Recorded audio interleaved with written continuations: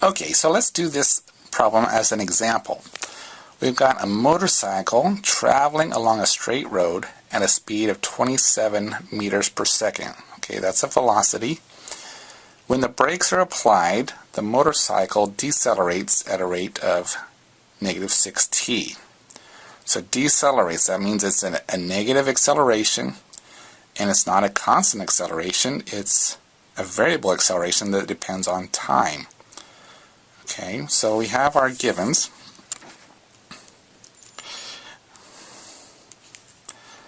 And we have a motorcycle, okay, like this, traveling. It's got a certain speed, VO equals 27 meters per second. And it's going to decelerate, so acceleration equals negative 6t, and it's going to get to V equals 0, the V final. Now, that's our given. What we want to find is the distance the motorcycle travels before it stops. So we need to find S. Right, so we have a velocity, we have acceleration, and we have position. We remember how we can join all these up. We know that velocity equals ds dt, the derivative of position with respect to time. We know that acceleration equals the change in velocity with respect to time. So we're going to rearrange these equations to solve this problem. Okay. We need to know how far does a motorcycle travel. So we know the velocity. So I'm going to start out with velocity equals ds dt. I want to find S. I need to know the velocity. So if I integrate both sides, I can look at the integral of v dt equals the integral of ds. And this is going to go from an initial velocity to a final velocity, an initial position to a final position. But I need to take an integral, the antiderivative of velocity. I need it in terms of t, or in terms of time. I don't have a function of velocity in terms of time. What do I have? Well, I have acceleration in terms of time. Can I get velocity if I know acceleration? Well, acceleration is dv dt, so I know I'm going to bring this dt over here.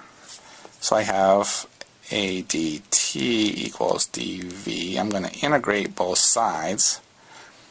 And then, because I have a function of acceleration, I'm going to get a function of velocity in terms of time. What's my acceleration? Negative 6t. So I'm going to integrate that. Integral of dv from my initial velocity to my final velocity, this is from initial time to final time, is going to be v minus, my integral of dv is just v, so I have v minus vo. Over here, the integral of negative 6t is what did I take the derivative of in order to get negative 6t.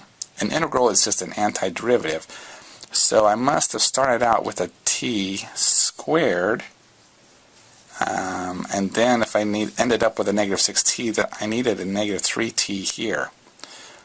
So integral of negative 6t is negative 3t squared, which equals that, and that's from time to 0 equals that. We're starting at time equals 0. So we have negative 3t squared equals v, and what's my initial velocity? We have that, so that's 27. So I'm getting a function of velocity in terms of time, which equals 27 minus 3t squared. Okay, cool. Now I can plug that in over here. So let's see, I need to take an integral of this, so I'm going to have integral of 27 minus 3t squared got my dt here. I'm taking that in terms of time equals the integral of ds between initial and final position. So, to take the integral, I'm going to take the antiderivative, which means what did I take the derivative of to get this? Well, it must have been 27t, and this would have been t cubed, so that's just minus t cubed, okay, from 0 to time. That equals s minus my initial position. So my final position minus my initial position.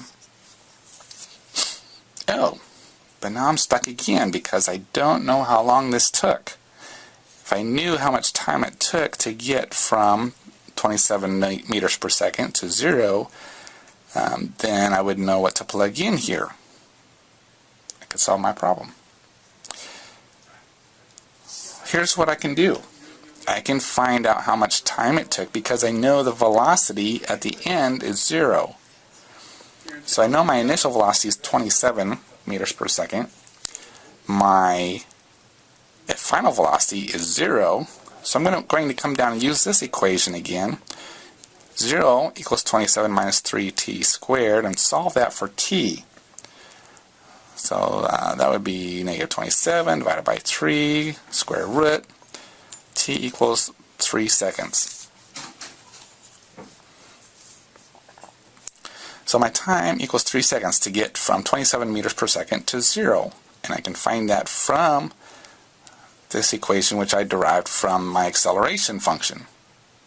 Now, it's all easy, right? Now I can plug in 3 seconds here to that time. I get 3 times 3 times 3 is 27.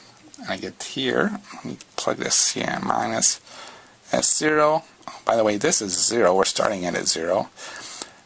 Equals 27 times 3 minus 3 cubed. Alright? So I can solve this. My S equals 54, and my meters on this is meters.